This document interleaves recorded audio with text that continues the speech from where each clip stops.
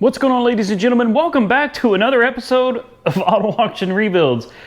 This is something that never happens to me, but I got to show you this. I'm not even really sure how I feel about it at the moment, but let's take a walk outside.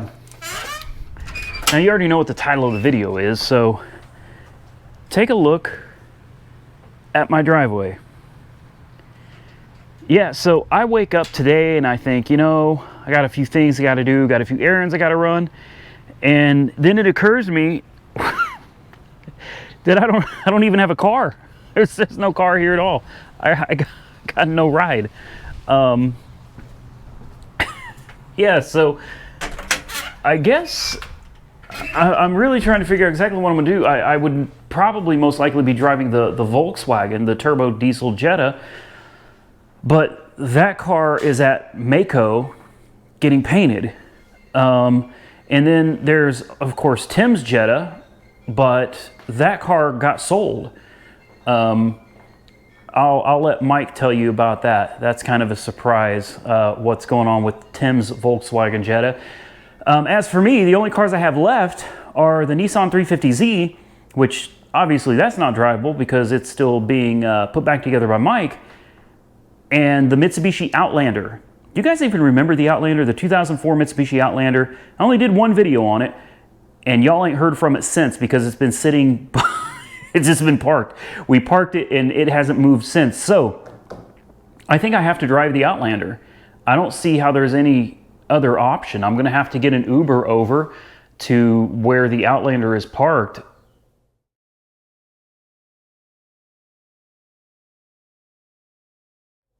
Yeah, I'm going to be driving that Outlander. I got to get that control arm. You know what? This is a good way to force me to get things done. I don't have a car, so now I have to fix the Outlander. Got to fix the control arm. Got to fix that, what's that link? There's a link back there that's broken too. Not a sway bar link, but a control link that's got a bad bushing. It needs a tire, so I guess I don't have much of a choice but to go out and get a tire, start getting some work done on it, and maybe even get those darts done, or at least close to done, over this coming weekend. But what we're here to talk about today is profit or loss from the Harley Davidson. Yeah, I've got quite a bit to go over with you guys, so I'm going to pull up a seat, and we're going to get started. All right, so profit or loss, right? That is the question at hand, so we're going to jump into it. We had $1,185 into the truck from Copart. We had $330.69 for the K&N cold air intake, which is more like a hot air intake. $43.63 into the window tape, or is it called butyl? Something like that. $37.50 for tags. $277.30 for the Flowmaster 50 series exhaust. That includes installation. $388.35 for all four tires. $138.71 to Firestone to install the tires, balance them with lifetime balance and valve stems. $670 for two high-flow catalytic converters and installation. $1,900 into paint and materials. That was the biggest expense. You have to consider pickup trucks are big. They use a lot of materials, so it costs a lot of money. $26 for an oil change, $10.90 for EGR tubes, $74.10 for cheapo mirrors, side mirrors, $71.26 for 4 Sensen lifetime warranty shocks, which we never put on, but I did include them with the car, $10.77 for a key fob because it didn't come with one, $18.54 for hood shocks, $247.47 was the total for this one receipt, which included one original equipment Harley Davidson center cap, Harley Davidson floor mats, side marker lights, just the corner lights because John gave me the headlights free, so thank you, John. John also gave us the tail lights free, thank you, John. A starter solenoid, PCV hoses, and emission hoses. Typical stuff that they collapse, get brittle, and break. $247.47 was the total for all of that. Here's one that it was unnecessary. $681.99 to Firestone for ball joints and an alignment. I was lazy. There's no excuse. It was two lower control arm ball joints. They were really just press them out, press new ones in. We did it on the red F150, and we've done it on 2 of them actually on the channel. It's not that hard. I was just lazy. Ended up costing me $681.99. $24.66 for an idler pulley that was squeaking. $65 for the rear door. Remember, Mike replaced that on his video. Weird Beard, go give a subscribe. Check out Weird Beard to see the rebuild of the Harley truck. So $65 for that rear door. $60 to John again. Thank you, John, for the rear receiver hitch and the wiring, which he also installed for that price of $60.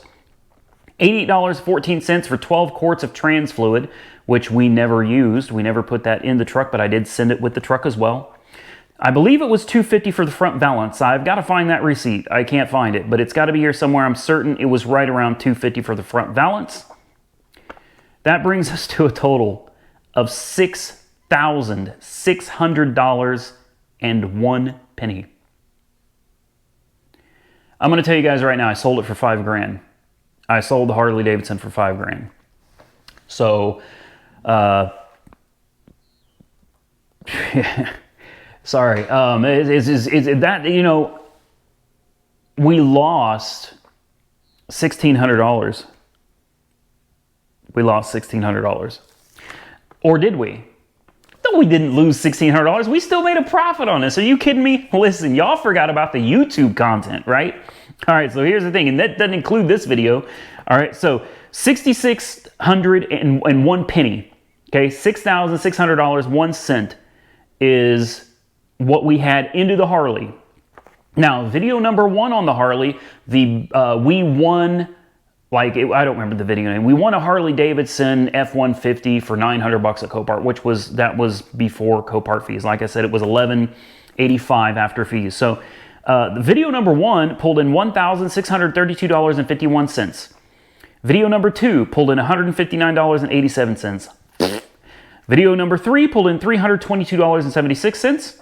Video number 4, which I actually just posted a few days ago, or maybe a week ago, has pulled in $478.98 so far, for a total, when you include the sale price, of $5,000 of the Harley truck.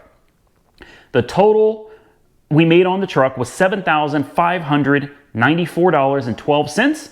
Take away from that $6,600.01, and you end up with $994.11 in profit. That's right, profit, right there, profit. We made a profit.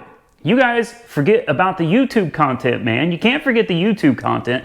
And keep in mind, that doesn't include Mike's video content. All right, this Harley truck has made this much. That's just my cut. After my expenses and my videos, this is what I made, right at $1,000. And this video is going to make money, and several of those videos on there will continue making money as time goes on. So this will be a truck that just keeps on paying back dividends over time. And Mike, of course, is going to be getting monetized. He's making money off of it too. So, you know, this truck paid out a lot of money when you take into consideration the first video was $1,632. I had to go through my analytics, and it's kind of a pain to go through each video, but I got it done, and we made a profit. So I can't complain. Now, is $1,000 profit worth all the headache and all the work in that truck? Well, you know, no. No. Would you do all that work for $994.11? No. Now, I don't know what Mike has made or will make off of it. I don't have access to his information. But the fact is, the video content made it possible to take a car like this and do something like this. Would the average person go out and spend $6,600 on this truck? Not a chance. You can buy one. In fact, I can buy one right now. I'm already looking up the next Harley truck. I can buy an 01, which has the 4 full doors but no supercharger. I can get one right now for $6,500 in very, very good condition. And I sold it for $5,000. I sold it maybe a little cheap. Honestly, I feel like $5,000 was a fair price, you know? So the truth of the matter is, I wasn't really expecting to sell it so quickly. I hadn't really given the price much consideration, but, you know, I kind of pulled a random number out of my head, and I was like, you know, $5,000 seems fair. And that's the way I do business, fair. I like to be fair. $5,000 sounded like a fair price. And it didn't come with the new rims. We actually sent the new rims back, because that would have been like another $1,300 added onto the price tag. So the new rims got sent back. The old coil springs and the shackles and everything, we kept all that because they didn't get used. So I feel like it was a fair deal. I feel like the gentleman that bought it got a fair deal, and I feel like I got a fair deal. I mean, I made $1,000. It's not often we make a profit over here on Auto Auction Rebuild, so I'll take $1,000 profit all day, every day. So what's next?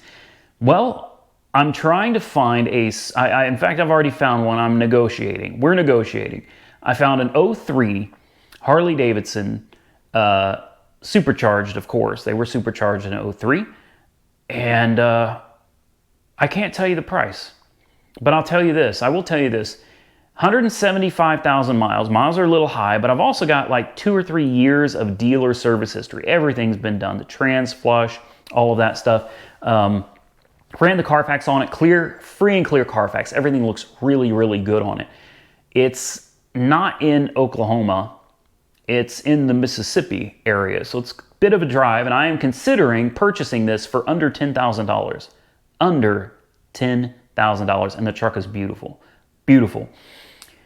That's cheap for a Harley, guys. I don't know if you know this or not, but under 10 grand for an '03 supercharged Harley that's in good condition with dealer service history and a clean Carfax, that's dirt cheap. Dirt cheap. So I'm thinking about it. If I fly out there, it's going to cost, if Jessica can go with me, it's going to cost us about $500. We have to fly out from Dallas-Fort Worth. So we got to figure out how to get down there, then fly to Jackson, Mississippi. From that point, it'll be an Uber ride about an hour and a half to where the car is, or truck. And at that point, we would pick it up and drive back to Oklahoma. Now, I think that would be a very cool and interesting video series, or actually probably I'll just be one video. I'd probably cram it all into one video. The whole flying, meeting up, checking out the truck, sight unseen again, and then driving back to Oklahoma and seeing what the hell happens. And the fact that it's such a great deal on a truck. Even their asking price is under 10 grand. Fairly well under 10 grand. And I'm trying to negotiate it down a little more, because who can resist negotiating a better deal, right? If I can get this truck for 6 grand, or, you know, come on, you can't fault me. But at the price it is now, I'd be fine buying it all day long. So the Harley truck is gone, $1,000 profit, and we got to find something else. Don't think for a minute I'm not looking at Copart. I'm on Copart all over the place today. I've spent hours on Copart trying to figure out what do I want to buy. But at the same time, I'm also trying to keep things a little more realistic. There's work to be done. The darts need to get done. The Outlander needs to get done. The Volkswagen still has work to do, and it's sitting in the paint shop at Mako right now for that $300 paint job. And it should be done in the very near future, so stay tuned for that. We're going to see.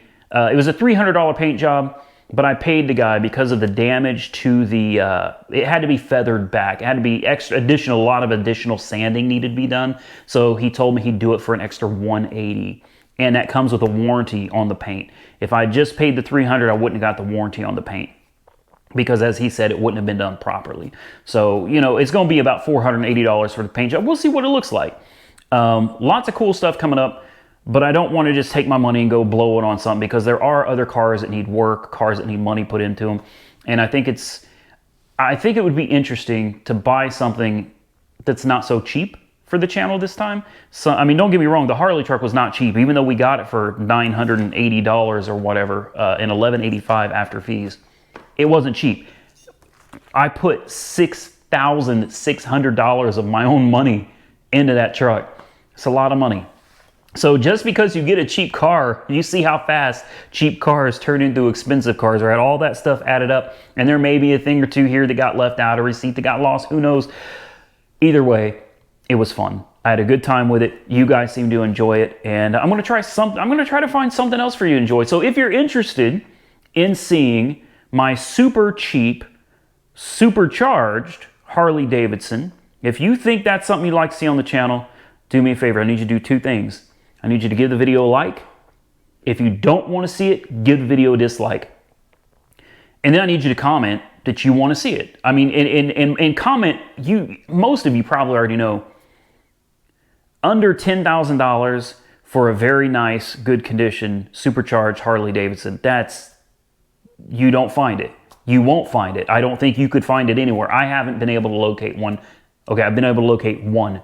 Just one. So comment below, give the video a like if you want to see something like that on the channel. Maybe I'll splurge and go throw a few $1,000s of my own money on top of it and go pick this thing up, and then go through all the headache of getting there and hoping it is what it is. Because this isn't Copart. So if I go down there and the truck is not what it's supposed to be, I will be out a minimum of like $1,200, $1,300, because I will have to get plane tickets back. I'll have to get a Uber ride back. So you're talking an easy $500 for the flight back, probably an easy $75 to $100 for the ride there and the ride back for Uber or Lyft. It'll cost me, you know, at least $1,200, $1,300, and you got to include a hotel and stuff like that just to get there and get back if this truck is not what it's supposed to be. So that could turn out, it's a kind of video that's suspenseful, man. It could be good or it could turn out really, really bad. That's it for the video, guys. I'm getting out of here. I don't have a car, so I guess at this point I'm just gonna have to Uber over to the lot and pick up the Outlander and just use that, because I don't have anything. Or maybe I'll rent something on Toro, I don't know. But I'm gonna figure that out. Right now I'm hungry, I gotta get some lunch, I gotta get out of here. But I appreciate all of you for making these videos possible. This right here this proves, okay, that without this video content, rebuilding that Harley truck just wouldn't have been possible. It wouldn't have been feasible. It wouldn't have made any sense at all. But you guys, Mike did most of the work. We did a lot of work to it over here as well. But Mike did all the heavy duty stuff with the paint and everything. But between Mike and myself and you guys watching the videos, we were able to take a truck that may have ended up parted out. John told me if he bought it, he was bidding on it. If he had bought that truck, he said he was going to part it out. He said he's going to sell off the pieces, and it would have been, that truck would have been in pieces and then off to the crusher once they were done with it. You saved that Harley. Like, you guys did that. Without you, this wouldn't have been possible. You put that car back on the road for somebody else to enjoy. And let me tell you something. I'm not going to go into the details, but the gentleman that bought it, he bought it for a really good cause. He didn't just buy it because he wanted to buy a Harley truck. It's actually going to a really good cause. And that was touching for me. So I really do appreciate it. And they're subscribed to the channel. So I want to give a big shout out to them. I'm not going to give out their name, but big shout out to them for seeing the Harley truck. They saw the video where I said, put your money where your mouth is. Well, they put their money right there like that. Done. Harley truck is sold. So congratulations, you guys. Hope you're enjoying that vehicle. For the rest of you, stay safe out there. Comment away. I will catch y'all very soon in the next one.